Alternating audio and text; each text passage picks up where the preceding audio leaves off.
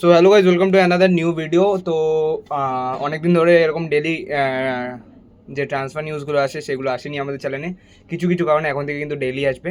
তো একটা গুরুত্বপূর্ণ আপডেট এখন বেরিয়ে আসছে, সেই জন্য কিন্তু তোমাদের সাথে শেয়ার করবো বলে ঠিক করলাম। ইস্টবেঙ্গলকে নিয়ে, ইস্টবেঙ্গলে কিন্তু একটা ট্রান্সফার রুমার্স বেরিয়ে আসছে যে ইস্টবেঙ্গল কিন্তু যেই জায়গাটার জন্য সব থেকে বেশি প্লেয়ার দরকার সেটা হচ্ছে ডিফেন্সিভ মিডফিল্ডার বা সিডিএম যেটাকে বলতে পারো।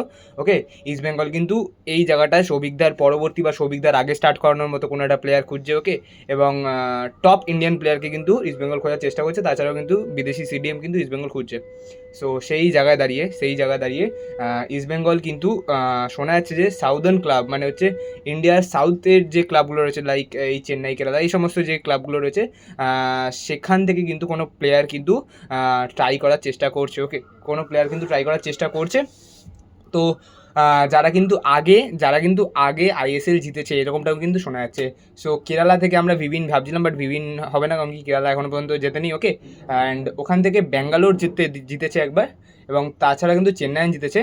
এবং এটা হয়তো হতে পারে যে সুরেশ সিং ওয়ানজাম হতে পারে, বাট সুরেশ সিং ওয়ানজামের যে ব্যাপারটা হচ্ছে যে ব্যাঙ্গালোর ছাড়বে কিনা সেটা একটা ম্যাটার রয়েছে। এবং সুনীল ছেত্রীর যে ব্যাপারটা রয়েছে ওখানে, সুনীল ছেত্রীকে যে একটা বুঝতে পারছো আমি কি বলতে চাইছি। তো সেখান থেকে ছেড়ে সুরেশ সিং ওয়ানজাম এখানে আসবে কিনা, কার্লোস কোয়াদ্রার যে কিনা তাকে তৈরি করে মানে যে কোচ কিনা তাকে তৈরি করেছে সেই কোচের আন্ডারে আবার খেলবে কিনা, সেটা কিন্তু একটা বড় দেখতে হবে। অথবা জিতেশ স্যারের ব্যাপারেও কিন্তু একটা রুমার শোনা যাচ্ছে। বাট যতদূর খবর হচ্ছে জিতেশ স্যার হয়তো চেন্নাইয়ের সাথেই হয়তো করবে, মানে কন্ট্যাক্ট এক্সটেনশন করবে। তো তোমাদের কী মনে হয় যে কোন প্লেয়ার আসতে চলেছে?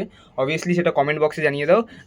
এই আপডেটটাই আসছে যে ইস্টবেঙ্গল কিন্তু একটা ডিফেন্সিভ মিডফিল্ডারের পেছনে রয়েছে। ওকে, ডিফেন্সিভ মিডফিল্ডারের জন্য যাচ্ছে, এটা কিন্তু শোনা যাচ্ছে, ঠিক আছে? সো তোমাদের কী মতামত সেটা কমেন্ট বক্সে জানিয়ে দাও।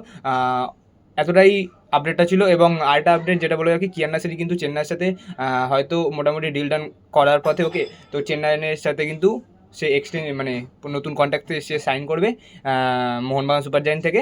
এবং আরেকটা কথা সেটা হচ্ছে ম্যাকলরেনের যে ব্যাপারটা সেটা কিন্তু এখনও পর্যন্ত ধোঁয়াশার মধ্যে রয়েছে, কারণ কি জ্যামি ম্যাকলরেনের লড়াইয়ে কিন্তু শুধুমাত্র কিন্তু মোহনবাগান নেই, মুম্বাই সিটি এফসিও রয়েছে। এবং আরেকটা কথা বলে দিই, জয় গুপ্তা কিন্তু শোনা ছিল হচ্ছে মোহনবাগানে আসতে চলেছে।